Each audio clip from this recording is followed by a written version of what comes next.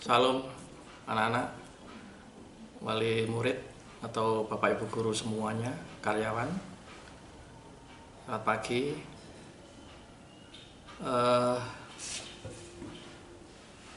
Mari kita dasari kegiatan kita pada pagi hari ini dengan merenungkan firman Tuhan, supaya hidup kita lebih diberkati oleh Tuhan. Sebelum kita merenungkan firman Tuhan, mari kita berdoa terlebih dahulu. Mari kita berdoa. Bapa di surga, Bapa yang kami sembah, di dalam Tuhan kami Yesus Kristus, kami bersyukur, berterima kasih pada pagi hari ini Tuhan memberikan berkat kepada kami. Kami masih diberi kesempatan untuk menghirup udara segar Tuhan untuk hari ini. Tuhan, hari ini kami akan memulai kegiatan kami. Kami siswa mau mengadakan pembelajaran. Bapak Ibu guru akan melakukan tugasnya. Kiranya Tuhan juga berkati. Kami berdoa untuk firman-Mu. Kiranya di dalam penyampaian firman semuanya datangnya dari Engkau saja Tuhan. Jadikanlah firman-Mu ini menjadi pedoman bagi hidup kami. Bahkan bisa kami lakukan di dalam kehidupan kami hari lepas hari. Berkati kami yang akan menyampaikan firman-Mu. Roh Kudus selalu menyertai kami. Terima kasih Tuhan, di dalam nama-Mu kami sudah berdoa. Amin. Anak-anak dan Bapak Ibu semuanya, firman Tuhan pada pagi hari ini diambil bacaannya ya dari 2 Tawarikh ya, 2 Tawarikh 26. Sedangkan judulnya adalah tinggi hati ya. Saya buka Alkitabnya dulu. Tawarikh 26, 2 Tawarikh 26 ya, ayatnya 1 ya, sampai 22 anak-anak ya. Di sini mengenai menceritakan tentang Raja Uzia ya, Raja Uzia. Nah, sekali lagi judulnya adalah tinggi hati. Ya, anak-anak, kita teliti atau kita pahami dulu judulnya, tinggi hati. Ya, kalau nggak salah, tinggi hati itu adalah suatu kata kiasan namanya, tinggi hati, kiasan. Ya, mungkin yang mengikuti pembelajaran bahasa Indonesia, tinggi hati itu termasuk kata kiasan. Kalau bahasa Jawa itu apa ya, kata apa ya, boso, bahasa boso apa ini ya. Nanti tanya ke Pak Anwar ya, saya lupa ini ya. Tinggi hati adalah kata kiasan menurut gua ini, yang artinya sombong ya, sombong ya, sombong ya. Dan menurut sifatnya kata sombong ini adalah kata sifat ya, sombong,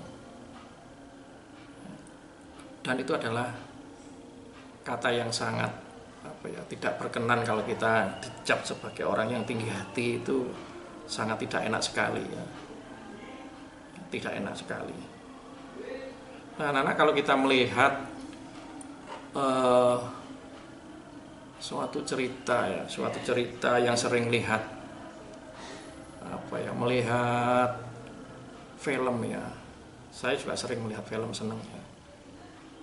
Ya, apalagi film-film yang sejenis film kolosal atau film sejarah ya, apalagi sejarahnya sejarah pewayangan gitu ya. Ya, itu saya sering senang ya, sering melihat ya, senang sekali. Ya, seperti Mahabharata, ada apa lagi ya, peperangan itu apa ya, film apa itu, perang Bratayuda ya, itu ya, atau yang sekarang itu Krishna dan Radha itu ya, ada beberapa tokoh-tokoh yang mempunyai sifat tinggi hati ya. Kalau di cerita pewayangan ya yang sering kita lihat ya kemarin-kemarin itu, kalau nggak salah keluarga Kurawa ya, keluarga Kurawa ya. Ini ya kalau belajar bahasa daerah, bahasa Jawa, pasti di situ ada juga pernah disampaikan Kurawa, Pandawa dan sebagainya ya. Nah, Kurawa ini ya itu suatu keluarga yang banyak sekali ya. Kalau nggak salah 100 ya. Sedangkan Pandawa itu 5. Kalau Kurawa itu 100 orang, namanya Kurawa istilahnya. Dan semuanya anak-anak ya, mayoritas dari keluarga Kurawa ini mempunyai sifat yang tinggi hati ya, congkak dan sebagainya, itu ada semuanya. Jadi diceritakan peran-peran yang antagonis ya, yang berlawanan dengan cerita yang baik ya, semuanya. Makanya di situ ada tokoh-tokoh yang semuanya itu sifatnya yang jelek-jelek ya, dan memang dikelilingi oleh beberapa tokoh yang mempunyai sifat berlawanan dengan sikap yang baik ya. Ada Sangkuni yang sifatnya pelin-pelan, ada Raja Duryudana ya yang sifatnya tinggi hati ya, sombong sekali ya, dan sebagainya, banyak lagi. Semuanya di keluarga Kurawa itu adalah keluarga yang mempunyai sikap tinggi hati ya. Mungkin cerita-cerita kerajaan yang lain masih banyak ya. Ya, kalau kita sering melihat seperti itu, ada aja ya sikap tinggi hati, sombong ya. Nah, anak-anak, kita kembali ke Alkitab di dalam bacaan kita ya, di 2 Tawarikh 26 ayat 1 sampai dengan 23 itu juga menceritakan tentang kerajaan anak-anak. Sedangkan saya ambil ayat natnya adalah ayat yang kelima anak-anak ya. Yang demikian anak-anak.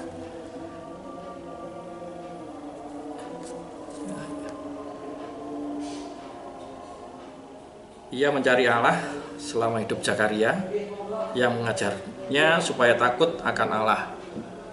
Dan selama ia mencari Tuhan, Allah membuat segala usahanya berhasil. Nah, anak-anak, kalau kita baca ya, kita cermat ya, Pak Agus tadi melihat bacaannya banyak sekali anak-anak ya.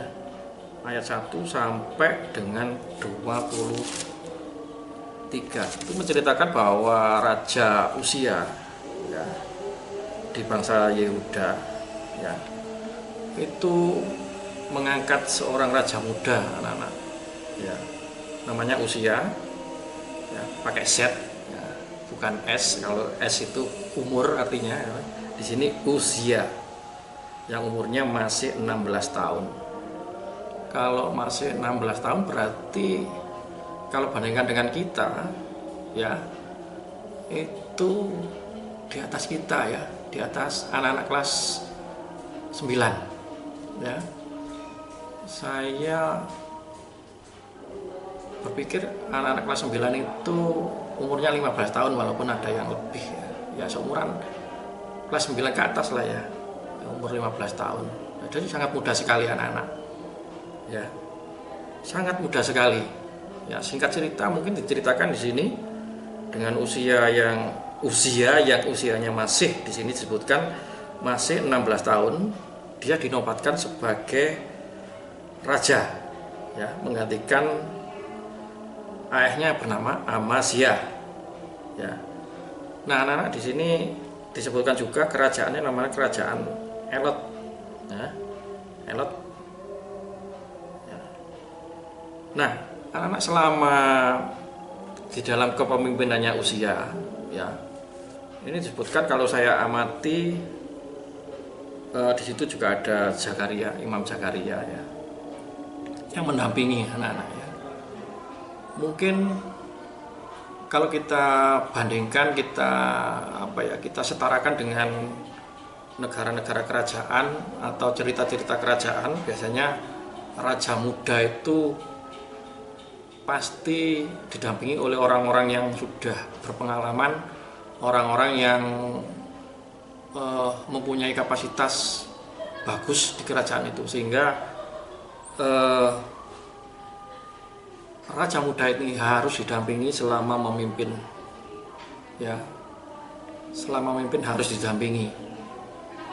Nah, saya kira Usia ini adalah raja muda yang cerdas anak-anak. Di dalam tempo beberapa tahun itu dia sudah berhasil ya. Kalau kita baca keseluruhan sudah berhasil membawa kerajaan menjadi kerajaan yang kalau kita sekarang ini, kita bandingkan sekarang ini, kerajaan yang kuat ya, makmur ya, atau kerajaan yang hebat ya. Saya lihat di situ, saya baca tadi, saya pelajari, mempunyai angkatan perang yang kuat ya, dilengkapi dengan peralatan perang yang kalau dulu senjatanya lengkap ya, dan mungkin ketangkasan dari prajuritnya bagus ya. Itu kalau kita bicara kerajaan ya, kerajaan pada waktu dulu, kerajaan pada waktu sejarah, dan kerajaan waktu sekarang itu beda ya. Tetapi kalau di zaman Alkitab ini ya perlengkapan lah ya, perlengkapan kerajaan itu yang diutamakan atau yang menjadi cap ya, menjadi kebanggaan, atau lagi ditambah dengan ketangkasan ya, bermain pedang, bermain tombak dan sebagainya, itu ketangkasan, dan dipimpin oleh seorang raja muda yang mungkin juga cakap ya. Itu kita bandingkan dengan kerajaan waktu sejarah, mungkin sejarah Indonesia, sejarah-sejarah yang ada kita pelajari, mungkin raja muda ini dibekali dengan ilmu ya, ilmu kanuragan ya, ilmu kerajaan dan sebagainya. Nah, kalau zaman sekarang ya, walaupun di negara kita bukan negara kerajaan ya, kita melihat negara kerajaan yang ada di luar kita, mungkin Inggris, Belanda, Belgia, Arab dan sebagainya, Korea ya, Jepang ya, itu adalah negara-negara kerajaan ya. Jadi mereka mempersiapkan ya pangeran-pangerannya, istilahnya pangeran anak-anak ya. Ya, raja muda itu pangeran ya, untuk menjadi seorang pemimpin yang dikagumi oleh rakyatnya. Nah,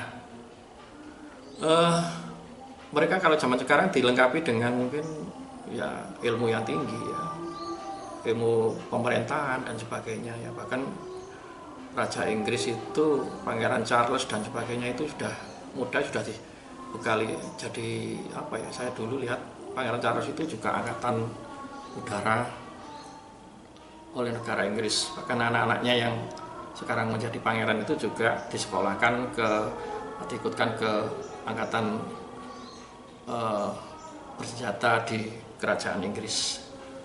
Demikian juga yang lain. Nah, anak-anak, kita kembali ke cerita Alkitab bahwa Raja Usia ini juga seperti itu ya. Nah, di sini di ayat yang 13 disebutkan bahwa di bawah pimpinan mereka mendapatkan satu bala tentara ya. Terus terdiri dari 307.500 orang gagah perkasa ya. Banyak sekali pasukan yang mumpuni di zamannya Usia. Jadi bisa dibanggakan lah ya, di dalam kerajaannya atau di bawah kepemimpinan Raja Usia. Nah, anak-anak, apa yang terjadi ya ketika Raja Usia ini menjadi raja kebanggaan bangsa Yehuda pada waktu itu? Nah, akhirnya Raja Usia ini menjadi seorang raja yang tinggi hati anak-anak ya, menjadi seorang raja yang tinggi hati ya, sombong Ya, buktinya apa? Nah, kita baca di ayat yang berikutnya ya. Di situ ayat 17 disebutkan bahwa ketika Raja Uzia itu mengalami kemenangan-kemenangan dan sebagainya ya. Jadi imam yang menjadi tokoh di situ diabaikan anak-anak. Ya, diabaikan. Di sini disebutkan Imam Asaria ya hanya mengikuti dari belakang ketika mau memberikan ucapan syukur ya, atau 80 imam lainnya itu mengikuti dari belakang ya. Ya, mereka berdiri di depan